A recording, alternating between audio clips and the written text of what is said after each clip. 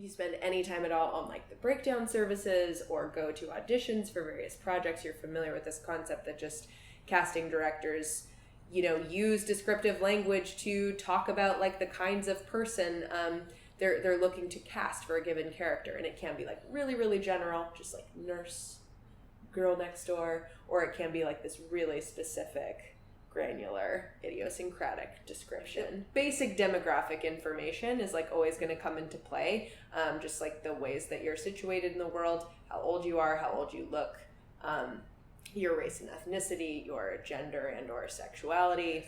And importantly, you don't have to only go out for things you actually are. Do you know what I mean? So it's, you know, obviously straight people can play queer characters and vice versa, and you don't have to only be like true to your age. A lot of people have a range of some years that they can believably play, although be realistic about that. I've seen people get pretty pretty broad in the range they think they can play, so be realistic but also kind of expansive in your thinking for sure. It's also useful not just when you are submitting yourself for something or going to try to be cast for something, but it's also important when you're picking out a headshot photographer or picking out your outfit for your headshot or like editing your reel or just marketing yourself as a type that you know is successful. Like,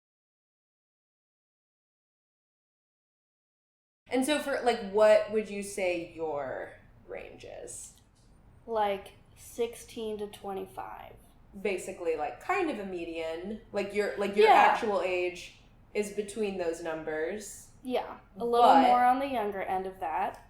I think that I could, you know, age myself down with the power of makeup and wardrobe choices. Put on a pair of overalls. Yeah.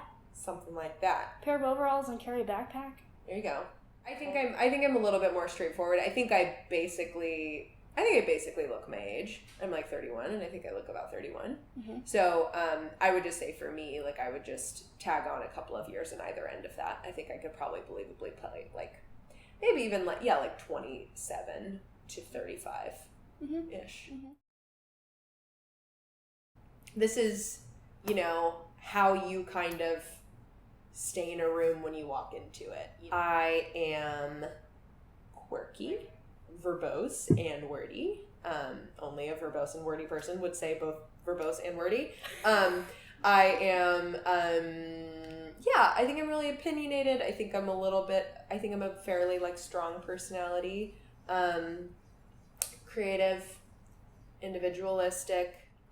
I think my general vibe is like quiet, meek, introverted, maybe bookish, artsy. Based on what we were saying was my type in terms of like energy and personality, I think, you know, some stuff that we came up with was like, I'm a total like activist, like artist type, like musician, barista, hipster barista, right, quirky salesperson at a swap meet. Yeah. I think I also have like, major like grad student vibes for sure. I mean, I was one. So I have them, but I think I continue to have them far out of grad school. Writer, graphic designer, like creative types that don't make a lot of money, I think, fit my general vibe pretty well. It's all the mullet. It's like all comes back to the mullet. Yeah. For me, we said student, which kind of goes back to the age thing. Said maybe like a librarian, archivist. Totally. So cool. Just a world traveler.